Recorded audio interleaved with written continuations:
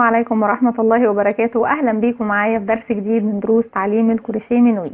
في درسنا النهاردة إن شاء الله هشرح معاكم طريقة عمل شال أو بونشو يصلح لكافة الأعمار. أنا هشغله النهاردة إن شاء الله معاكم لطفل عمر من يوم ل3 شهور، لكن زي ما اتفقنا إن هو ينفع لكافة الأعمار، ينفع بنت ينفع ولد، وطبعا للكبار هيكون حريمي، يعني مش هيكون رجالي. ما ينفعش يكون رجالي لأن الشال الرجالي عامة ما بيلبسوش شال، لكن بيكون كوفية او سكارف، بتكون حاجة كده بسيطة على الرقبة. لكن زي ما اتفقنا هو لو للكبار هيكون شال حريم. هستخدم فيه النهاردة هنسميه شال النحلة، لان انا استخدم فيه النهاردة لونين النحلة، هستخدم اللون الاصفر وهستخدم اللون الاسود. الخيوط اللي انا بستخدمها دي للتطبيقات فقط، لكن انتوا هتستخدموا الخيط الصوف او الخيط القطن. طبعا ايا كانت سمكته، ايا كان نوعه، ايا كانت الوانه، دي حاجة ترجع لكم او ترجع لذوقكم. معلومة كده على الماشي، احنا زي ما اتفقنا هنستخدم لونين من الخيط، وهستخدم كمان ماركر اللي هي العلامات بتاعتي، وهنستخدم ابرة رقم 2 ملم، وهستخدم المقص وهستخدم المتر، وكمان هستخدم جدول المقاسات اللي احنا شرحناه مع بعض قبل كده، او هنحدد طبعا على الشخص الموجود قدامنا. هي الحاجة الوحيدة، المقاس الوحيد اللي احنا بنحدده للشال او البنشو دوت هو شال مثلث، هي بتكون مقاس محيط للرأس او دوران الراس لأي شخص، طبعا للطفل أو لأي حد كبير. المعلومة النهاردة اللي هنقولها بسرعة كده وعلى الماشي، عايزين نعرف ازاي نقدر نحدد سمك أو حجم الإبرة اللي هنشتغلها على سمك الخيط. لما بكون مثلا واقفة في معرض أو سنتر أو محل للخيوط، ازاي أعرف أختار الإبرة المناسبة لسمك الخيط بتاعي؟ معلومة يعني ممكن تكون بسيطة، بس إن شاء الله تكون مفيدة لينا كلنا. انا بجيب الخيط بتاعي زي ما احنا شايفين، بعمله بالشكل دوت، وطبعا الابره بتاعتي زي ما احنا شايفينها، الابره بتاعتنا بيكون فيها تجويف اهو. بدايه الابره كده في تجويف في الحته دي اهو، ده التجويف دوت.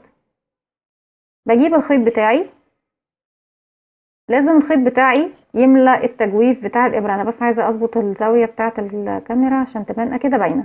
زي ما احنا شايفين التجويف بتاع الابره اهو باين قدامنا. لازم الخيط بتاعي يملى الفراغ اللي تحت دوت، اللي تحت السن ده، ما يخرجش بره وما يدخلش جوه قوي كده وما يكونش باين. فهنجيب الخيط بتاعنا هدخله في الفراغ زي ما احنا شايفين. زي ما احنا شايفين الخيط بتاعنا كده مظبوط. ليه مظبوط يا رندا؟ عشان خاطر دخل وملى المكان كله هنا، التجويف اللي في الداخل دوت، ومش طالع لبره او داخل لجوه ومش باين طبعا مني من الابره. فبالتالي هيبقى المقاس دوت هيمشي مع الابره الرقم اللي احنا ماشيين بيه. طب انا لو بنفس الابره جبت خيط سميك اكتر، بنفس الطريقة بجيب الخيط بتاعي بالشكل دوت وبدخله في الإبر.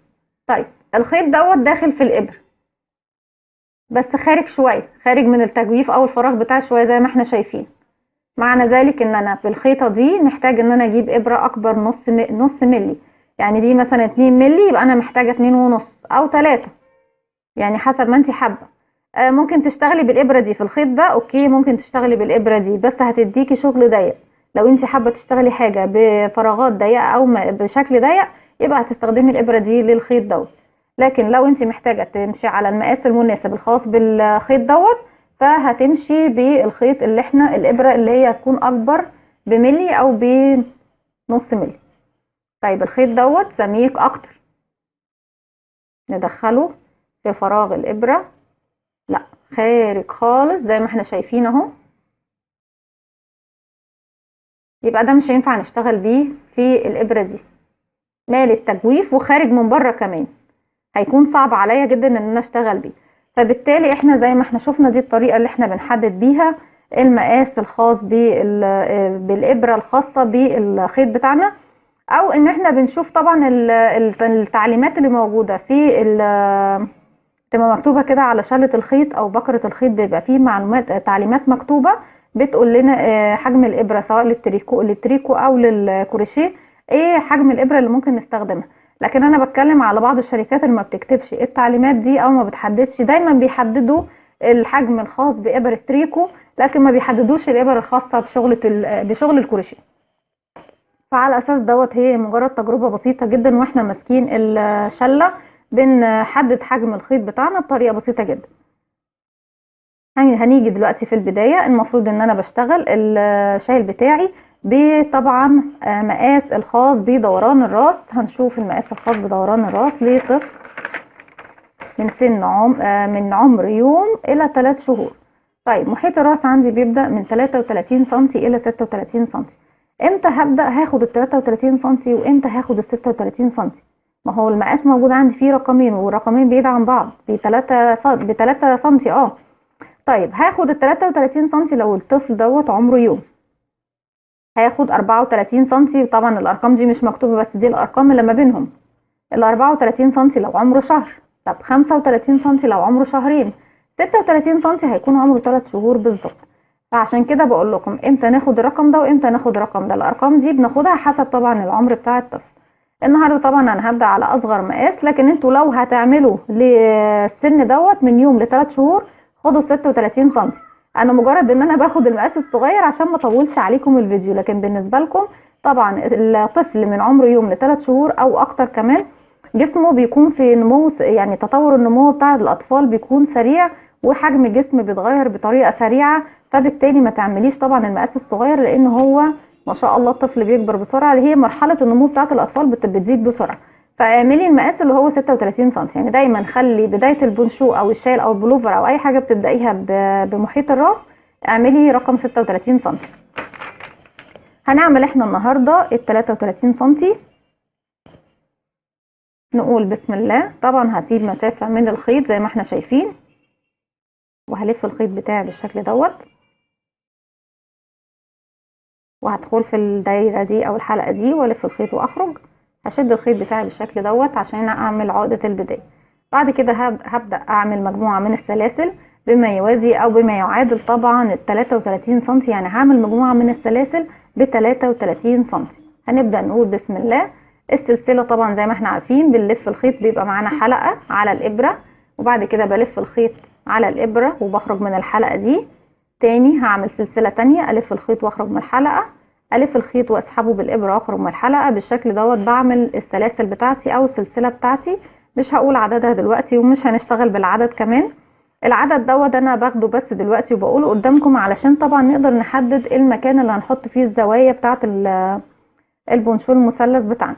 لكن انتي ما تبدايش بعدد سلاسل. يعني مش مثلا انا قلت عدد سلاسل 60 سلسله يبقى انتي كمان تبداي ب 60 سلسله، لا ما ينفعش. مش هيكون مظبوط معاكي المقاس زي ما انا عملته او زي ما انتي حابه. المقاس بيكون مظبوط بالمتر بتاعنا. بنقيس السلاسل السلسله اللي احنا عاملينها على اساس بدايه المقاس اللي انتي محدداه. احنا دلوقتي حددنا المقاس بتاعنا 33 سم، اذا فالسلسله بتاعتي لازم تكون 33 سم. ده يرجع طبعا لان سمك الخيط هيختلف، حجم الابره هيختلف، مسكه ايدك للخيط نفسه هتختلف. عشان كده بقولك ابدأي دايما بالمقاس مش بعدد سلاسل معين. طيب هكمل انا السلسله بتاعتي دي لغايه ما اوصل 33 سم وبعد كده هرجع لكم. رجعت لكم تاني وبالشكل ده خلاص انا خلصت السلسله بتاعتي. السلسله بتاعتي مكونه من 70 سلسله، لكن زي ما اتفقنا مش ان العدد اللي انت هتبداي عليه مالكيش دعوه بالعدد بتاعي. المقاس اللي تبداي عليه هو مقاس السلاسل. بجيب المتر بتاعي بقيس من عند السنتيمتر. السنتيمتر بيكون مكتوب عليها اي سي ام زي ما احنا شايفين، سي ام يعني سنتيمتر، اختصار كلمة سنتيمتر. ما بقيس من مكان الانش اللي هي بتكون اي ان، لا الانش لا ما بقيس من عنده، انا بقيس من مكان السنتيمتر السي ام اللي هي بتكون زي ما احنا شايفين الشرب بتاعتها صغنطوطة وضيقة غير دي. فبجيب من عند السنتيمتر السلسلة بتاعتي، بجيب الصفر في بداية الشغل زي ما احنا شايفين، وبحط ال 33 على بداية السلسلة. شغل كده مظبوط. لما باجي اقيس يا جماعة ما تجيش مثلا انتي بتقيسي تشدي السلسله اللي انت شغاله بيها. ما انت لو شديتي السلسله اللي انت شغاله بيها ما انت عارفه ان شغل الكروشيه بيمط، فبالتالي هتكون اكتر بكتير من ال 33. وهتضطري ان انت ايه تقللي في الغرز. لو جيتي قللتي في الغرز وجيتي تقيسي مثلا تشتغلي بعد كده، احنا دلوقتي زي ما احنا شايفين من غير ما نشد السلسله 33 سم. طيب انت جيتي قللتي في عدد الغرز بتاعتك واشتغلتي البونشو بتاعك كله، هتكون فتحه الراس بتاعه البونشو ضيقه جدا وتقولي لا ما انا حددت بالمقاس بتاعي مظبوط. انت حددتي المقاس بتاعك مظبوط، لكن شديتي السلسله، زودتي او مطيتي عدد السلاسل وبالتالي قللتيهم من الشغل بتاعك. لما جيتي تشتغلي روحتي شاده كده قللتي جزء من السلاسل عشان توصلي ل 33 سم. بالشكل دوت احنا اتفقنا معانا 70 سلسله. هجيب الشغل بتاعي في بداية اول سلسلة انا اشتغلتها وهقفل بغرزة سليب ستيتش او الغرزة النائمة او غرزة المنزلقة. هي طبعا الاسم بتاعها الغرزة المنزلقة، هي الغرزة النائمة بالشكل دوت. وهقفل في اول سلسلة احنا عملناها. طيب اول سلسلة احنا عملناها دي تعتبر هي البداية بتاعتي، وهعتبرها زاوية من الزاويتين بتوع الشال او البونشو بتاعي. طب عايزة احدد الزاوية التانية، المفروض ان انا معايا 70 سلسلة. طيب هناخد سلسلة في الزاوية الاولى وسلسلة في الزاوية اللي على الشمال او الزاوية اللي الناحية التانية، يبقى معانا كام؟ معانا 34 سلسلة هنا و34 سلسلة هنا. احنا لو قسمنا ال70 على 2 يدينا 35 و35، خدنا واحدة منهم هنا يبقى اتبقى معايا في الاتجاه دوت 34، وهاخد واحدة هنا يبقى اتبقى معايا في الاتجاه دوت 34. لان احنا طبعا بقية الاتنين اللي نقصوا معانا من ال34 من ال35 وال35 هي في الزاويتين. يعني قسمنا الشال بتاعنا على 2 ادانا نص السلاسل هنا ونص السلاسل هنا. النص بناخد منه واحدة للزاوية دي، والنص التاني بناخد منه سلسلة للزاوية التانية. طيب انا هبدأ اشتغل معاكم، يا اما من البداية بتحددي الزوايا بتاعتك، وطبعا انا مش هحط ماركر هنا لان دي الزاوية الاولى بتاعتي متحددة لوحدها. هنعد مع بعض. انا شغالة طبعا في الزاوية الاولى، هبدأ اعد مع بعض 1 2 3 4 5 6 7 8 9 10 11 12 13 14 15 16 17 18 19 20 21 22. بس انا كده عديت الابرة ملخبطة ايدي. هنعد من بعد طبعا الزاوية الاولى 1 2 3 4 5 6 7 8 9 10 11 12 13 14 15 كده 16 17 18 19 20 21 22 23 24 25 26 27 28 29 30 31 32 33 34. هنعديهم وفي ال35 هاجي احط الماركر بتاعي. يبقى انا كده حددت النص بتاعي زي ما احنا شايفين اهو، لما بشد الشغل النص هنا زي النص هنا بالظبط. بعد كده ببدأ اشتغل. هشتغل اول سطر بغرزة العمود بلفة، سطر الاساس بتاعي، وممكن نشتغل غرزة الجراني على طول من غير ما نعمل سطر للاساس، بس انا حابة ان احنا بس نعمل سطر للاساس عشان خاطر نراجع مع بعض غرزة العمود بلفة. غرزة العمود بلفة هي ارتفاعها 3 سلاسل، وزي ما اتفقنا ان غرزة الجراني بتعتمد اعتماد كبير، او هي غرزة العمود بلفة بس بعدد معين. 1 2 3، وهعتبره ده اول عمود بلفة موجود معايا في المكان دوت. هلف الخيط واروح للفراغ اللي بعده واشتغل، الف الخيط واخرج، الف الخيط واخرج من حلقتين، بقى معايا حلقتين، هلف الخيط واخرج من الحلقتين. تاني معايا حلقة على الابرة، هلف الخيط وهدخل في السلسلة اللي بعدها، هلف الخيط وهخرج من الفراغ دوت. بقى معايا على الابرة 3 حلقات، الحلقة الاساسية والحلقتين اللي احنا سحبناهم دلوقتي. هعمل ايه؟ هلف الخيط واخرج من حلقتين، والف الخيط واخرج من الحلقتين بالشكل دوت. هشتغل بغرزة العمود بلفة في كل سلسلة من السلاسل الموجودة قدامي لغاية ما اوصل لمكان الماركر اللي معايا دوت. يعني هشتغل 34 غرزة عمود بلفة، ده طبعا بالاضافة للثلاث سلاسل اللي ارتفعناهم اللي هي تعتبر اول عمود اشتغلته في الزاوية دي. لسه الزاوية دي هنشتغل فيها تاني 3 عمود بلفة وسلسلتين.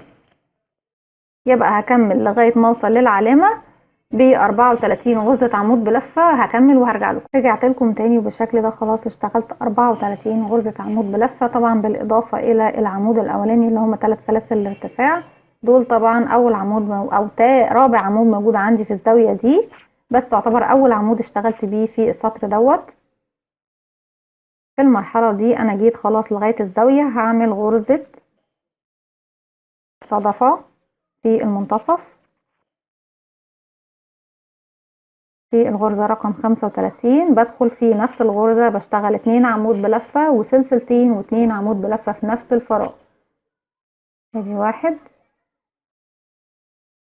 تاني في نفس الفراغ عمود بلفة 2، بعد كده هشتغل سلسلتين 1 2 وتاني في نفس الفراغ او في نفس السلسلة هشتغل 2 عمود بلفة، 1 2. يبقى انا عملت الصدفة بتاعتي اللي في الزاوية دي، ودي طبعا اللي هتديني الوسعة في الاسطر اللي جاية، طبعا التزايد بتاعي في الاسطر اللي جاية. بعد كده برجع تاني اشتغل على كل عمود بلفة موجود قدامي، كل سلسلة بعمود بلفة بالشكل دوت لغاية ما اوصل 34 سلسلة، واوصل طبعا لبداية الشغل بتاعي اللي هي الزاوية التانية هنا. واحنا اشتغلنا طبعا من الزاوية عمود واحد، يبقى لسه فاضل لنا 3 عمود بلفة، 2 عمود بلفة سلسلتين وواحد عمود بلفة، وده طبعا التاني. هكمل ب 34 غرزة عمود بلفة لغاية ما اوصل للزاوية دي وهرجع لكم. بالشكل ده خلاص انا خلصت ال 34 غرزة عمود بلفة. في المرحلة دي انا خلاص في عند الزاوية الاولى بتاعتي، وزي ما اتفقنا احنا اشتغلنا في بداية السطر منها 3 سلاسل، يعني اول عمود في نفس المكان او في نفس الفراغ بتاع العمود دوت او 3 سلاسل دول هشتغل 2 عمود بلفة، ادي 1 2 وسلسلتين وعمود بلفة 1، علشان خاطر التاني اهو احنا اشتغلناه في البداية. لكن انا لو مش اشتغلته، يعني لو ما اشتغلتوش كنت هشتغل في الزاوية 2 عمود بلفة 2 سلسلة 2 عمود بلفة زي الزاوية اللي هناك بالظبط. طيب احنا اشتغلنا العمود بدوت، العمود دوت بالثلاث سلاسل هم الارتفاع، هقفل في ثالث سلسلة ارتفاع ارتفعتها بالشكل دوت بغرزة منزلق. بالشكل دوت تكون الناحيتين بتوع الشال او البنشو بتاعي بدأ يتكون بالزوايا بتاعته. الكلام دوت انا لو هقفل بالشكل دوت، انا لو هكمل بنفس اللون هقفل بنفس الطريقة دي، لكن انا مش هكمل بنفس اللون دوت. السطر اللي جاي هشتغله باللون الاسود. طيب احنا عملنا كده 2 عمود بلفة في الزاوية وسلسلتين، هعمل العمود اللي هو الاخير، هخرج من حلقتين وهخلي الحلقتين موجودين معايا على الابرة، مش هسحبهم باللون الاصفر، هسحبهم باللون الاسود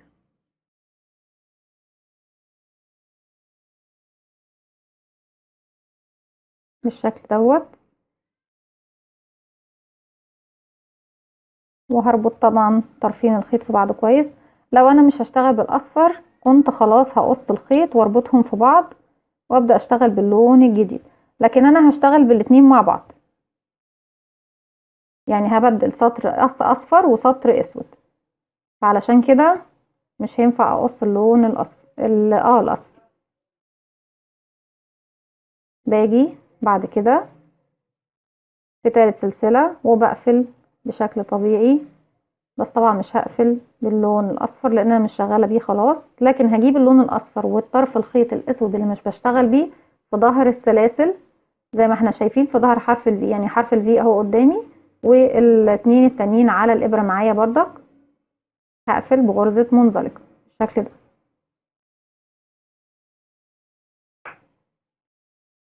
من نفس المكان اللي انا واقفة فيه، لو عايزين طبعا تبعدوا عن الزاوية وتخلوا الزاوية تشتغلوها بشكل طبيعي بعد كده هتبعدوا تمشوا بغرزة منزلقة للمكان اللي انتوا حابين تبدأوا منه، لكن احنا عادي مفيش مشكلة، هنبدأ من نفس المكان اللي احنا فيه، هنرتفع 1 2 3 بالشكل دوت. خلاص ده يعتبر اخر عمود عندي في الزاوية دي في السطر دوت. لما هنيجي طبعا للزاوية هنشتغل 2 عمود بلفة 2 سلسلة كمان عمود بلفة هنا عشان نكمل الزاوية بتاعتنا.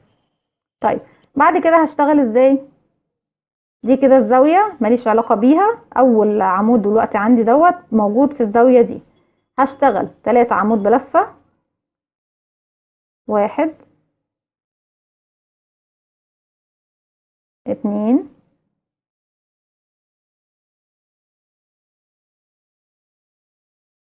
3 ودي غرزة الجراني هنبدأ نكونها خلاص، سلسلة وهفوت سلسلة من تحت واروح للسلسلة اللي بعدها واشتغل بعد كده على كل سلسلة بعمود بلفة لمسافة 3 عمود بلفة، ادي 1 ودي السلسلة اللي بعدها 1 عمود بلفة 2 السلسلة اللي بعدها 1 عمود بلفة 3 يبقى بشتغل 3 عمود بلفة سلسلة، 3 عمود بلفة، بس طبعا السلسلة اللي بشتغلها بسيب سلسلة تحتيها، هشتغل سلسلة وهسيب سلسلة من تحت اهي، وهروح للي بعدها اشتغل العمود بتاعي عادي.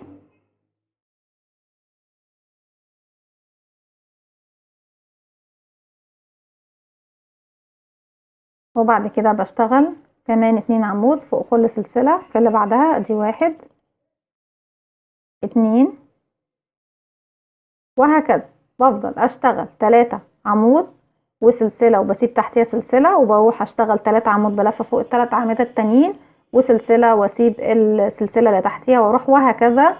طبعا هشتغل بنفس الطريقة لغاية ما اوصل للزاوية دي وهرجع لكم. رجعت لكم تاني وبالشكل دوت خلاص انا فوق الزاوية. المفروض ان انا اشتغلت اخر 3 اعمدة اهم، وبعديهم اهي سلسلة، وزي ما احنا شايفين هنا الزاوية بتاعتي قبليها عمود بلفة، بس احنا خدنا مسافة سلسلة فبالتالي احنا خدنا المسافة بتاعته.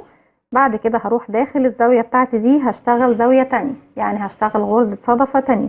ايه هي غرزة الصدفة؟ 2 عمود بلفة، ادي 1 في نفس الفراغ، تاني 2 عمود بلفة وسلسلتين، 1 2، وهدخل تاني في نفس الفراغ اشتغل 2 عمود بلفة، 1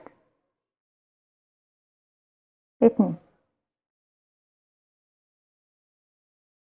بالشكل دوت اكون كونت الصدفة في السطر التاني، وكل ما اوصل للزاوية دي هشتغل فوقيها صدفة في فوق الفراغ اللي فيه السلسلتين بنفس الطريقة. هرجع تاني اشتغل بنفس الطريقة اللي اشتغلت بيها الاتجاه دوت، 3 عمود بلفة فوق 3 سلاسل، هنسيب طبعا نعمل سلسلة ونروح نسيب دي ونروح نشتغل 3 عمود بلفة، ادي 1 2 3 وسلسلة، هفوت سلسلة من تحت اللي انا خدتها مسافة من فوق واروح للسلسلة اللي بعدها او الغرزة اللي بعدها واشتغل، ادي 1 عمود بلفة والغرزة اللي بعدها 1 والغرزة اللي بعدها 1، يعني 3 عمود بلفة اهم فوق كل غرزة بغرزة زيها، 3 عمود بلفة وبعد كده سلسلة وبسيب سلسلة من تحت واروح اشتغل تاني 3 عمود بلفة فوق كل واحدة واحدة وبعد كده سلسلة لغاية ما اوصل للزاوية. هكمل وهرجع لكم. رجعت لكم تاني بالشكل ده، خلاص خلصت المجموعة الأخيرة 3 عمود بلفة ووراهم السلسلة، ما بقاش عندي غير الزاوية بتاعتي اهي هدخل اشتغل فيها. زي ما اتفقنا الزاوية بتكون 2 عمود بلفة سلسلتين، 2 عمود بلفة، يبقى كده 2 عمود بلفة وسلسلتين، وهشتغل كمان عمود بلفة لان انا اشتغلت عمود بلفة في بداية الزاوية او في بداية السطر كده عمود اهو، والعمود التاني انا بقفل عنده بغرزة منزلقة بالشكل دوت.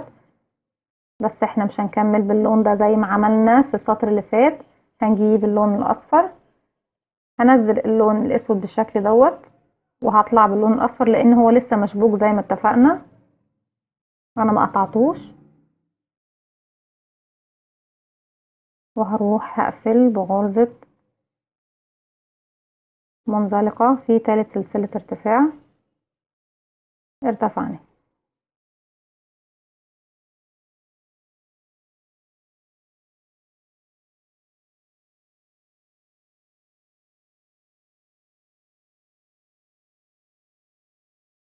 وهبدأ اشتغل بالخيط الاصفر. طيب هجيب الاسود لورا واسيبه بالشكل ده وهبدأ اشتغل باللون الاصفر. طيب في المكان اللي انا فيه دوت مفروض انا عايزة اشتغل عند كده الزاوية بتاعتي خلاص، هشتغل في الفراغات مش هشتغل في الأعمدة. هرتفع 3 سلسلة 1 2 3 بالشكل دوت، وبعد كده هروح اشتغل في الفراغ ده على طول مباشرة. طيب ال3 سلاسل دول هما بداية نهاية الزاوية دي زي ما احنا عارفين بالشكل دوت، هروح على طول بدون اي مسافات بدون اي سلاسل، هروح الزاوية الفراغ دوت اللي في النص اللي هو فوقيه السلسلة اللي كنا بناخدها واشتغل 3 عمود بلفة، ادي 1 2 3.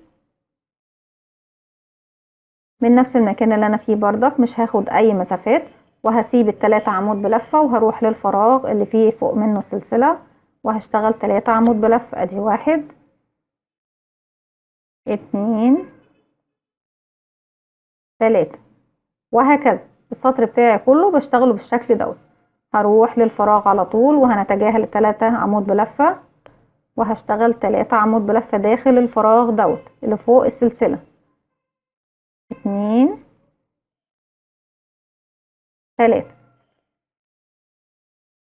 تاني هنسيب ال3 عمود بلفة دول وهروح مباشرة بدون اي مسافات او سلاسل اروح اشتغل داخل الفراغ ده 3 عمود بلفة. 1 2 3 وبكمل طبعا لغاية ما بوصل للزاوية دي بالشكل دوت. هنكمل بشكل سريع في داخل الفراغات بس غرزة الجراني بنبدأ نشتغل داخل الفراغ بس. بسيب طبعا ال3 أعمدة وبروح للفراغ وداخل الفراغ بنشتغل 3 عمود بلفة.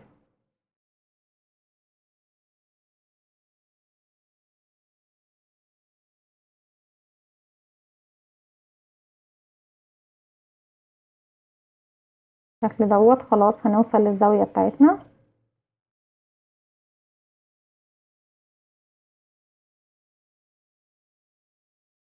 ده آخر فراغ قبل الزاوية اهو.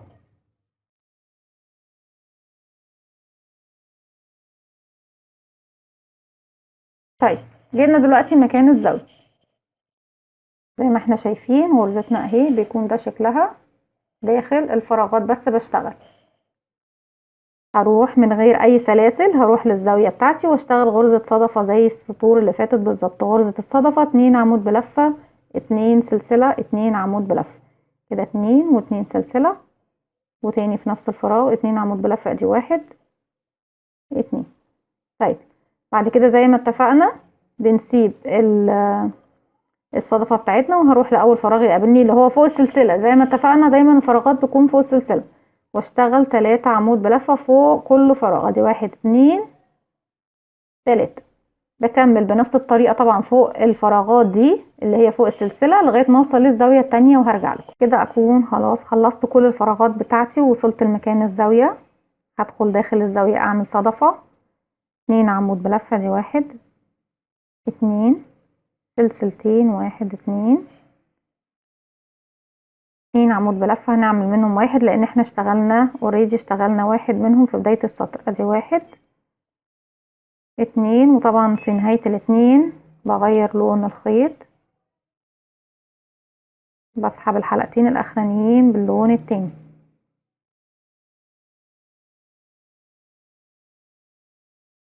بظبط شغلي طبعا. بعد كده بروح بقفل بمنزلقة في تالت سلسلة ارتفاع ارتفعتها بالشكل ده. كده نكون عملنا الزاوية التانية. طيب قبل ما اكمل السطر اللي احنا فيه ده بس ثانية احنا دلوقتي فوق الفراغ. طيب انا يعني فوق العمود الاخير اللي هو من الفراغ هروح بمنزلقة لغاية فوق الفراغ بالظبط وابدأ اشتغل الغرزة بتاعتي زي ما اتفقنا نشتغل فوق الفراغات بس. هرتفع 3 سلسلة 1 2 3 وهعتبره طبعا اول عمود ارتفعت بيه يبقى فاضل داخل الفراغ دوت 2 عمود بلفة كمان. انا مش عايزة اسحب الاصفر معايا احنا بنسيبه هنا عشان بنسحبه في السطر اللي جاي. كده 2 3 عمود بلفة في اول فراغ وبعد كده بنروح طبعا لكل الفراغات اللي قدامنا. ادي الفراغ اللي بعده بدون مسافات بدون سلاسل هنشتغل 3 عمود بلفة 2 3. هنكمل بس ثانية اوريكم حاجة كده. دي الزاوية اهي دي ودي الزاوية دي. ده شكل الشغل كده بالجنب اهو بيكون الشكل ده. البونشو بتاعي اهو طبعا لما باجي اقفله بالمنظر دوت بيكون بيديني شكل المثلث. شكل المثلث ده جاي منين؟ جاي من الزاوية اللي احنا بنعملها في النص دي اللي هي غرزة الصدف. الشكل بدأ يبان اظن اهو، بدأ يوضح ويبان بالشكل ده. يبقى احنا البونشو بتاعنا بيتلبس بالشكل ده، لان طبعا انا موريتكوش في السطور اللي فاتت الشكل ايه. حبيت ان احنا نرتفع بس شوية ونكمل الغرزة بتاعتنا، لكن طبعا شغلي انا بفضل اشتغل بنفس المنظر ده اللي هي شكل طبعا الدايرة او شكل هو المفروض مستطيل بس مش مستطيل كامل يعني. زي ما اتفقنا بالشكل دوت. انا في المرحلة دي خلاص هبدأ البونشو بتاعي كله في كل سطر هشتغل بس داخل الفراغات زي ما احنا شايفين. يعني بشتغل في الفراغ ده بس، ما بشتغلش على الأعمدة. من المكان اللي انا واقفة فيه ما باخدش اي سلاسل، بروح للفراغ بشتغل داخل الفراغ 3 عمود بلفة. ادي 1 2 3 وهكذا. بفضل في كل فراغ اشتغل 3 عمود بلفة من غير ما ناخد طبعا اي سلاسل. ولما بوصل لمكان الزاوية بتاعتي دي بشتغل 2 عمود بلفة 2 سلسلة 2 عمود بلفة، وهكذا. بفضل بقى ارتفع السطور كلها بنفس الطريقة دي. وزي ما انتم شايفين بردك وفاكرين احنا لما جينا عند الزاوية، في الزاوية دي عشان احنا بدأنا عندها الشغل، فدايما السطر دوت بشتغل 2 عمود بلفة في الزاوية دي، سلسلتين عمود بلفة 1، وبقفل في ال3 سلاسل اللي ارتفعت بيهم، لان دي تعتبر اول عمود بلفة موجود عندي في الزاوية اللي تعتبر الاولى، لان دي طبعا الزاوية اللي على اليمين هي اللي انا بدأت منها الشغل بتاعي اهو. دايما بقفل في العمود دوت، ال3 سلاسل دول بيكون القفل بتاعي كله في المكان دوت اهو، يعتبر في نهاية الزاوية الاولى. وبفضل زي ما احنا شفنا كمان طريقة تغيير اللون ازاي لغاية ما بوصل للمقاس اللي انا حباه او الطول اللي انا حباه من البونشو بتاعي. طبعا هكمل البونشو بنفس الشكل دوت زي ما اتفقنا لغاية ما اوصل لنهاية البونشو والطول اللي انا حباه. الطول ده يرجع لكم، انا مش حدد لكم طول مناسب، لكن طبعا شوفوا الطول اللي انتوا حابينه للبيبي او للطفل هيكون كام سطر. هكمل لغاية ما اكمل البونشو لغاية النهاية، وبعد كده هرجع لكم. رجعت لكم تاني، وزي ما احنا شايفين انا ارتفعت بمجموعة من الاسطر عشان اوصل للطول دوت من البونشو، وممكن اطول اكتر زي ما انتوا حابين. زي ما اتفقنا ان بعد كده بنشتغل بنفس القاعدة وبنفس الشكل وبنفس الطريقة لغاية ما نوصل لطول الشال او البونشو اللي احنا محتاجينه. دي كانت فكرة النهاردة، اتمنى يا رب انها تنول اعجابكم واكون شرحتها بطريقة مبسطة. لو عجبكم الفيديو اعملوا لي لايك وشير وسبسكرايب، واستنوني فيديو جديد من وي.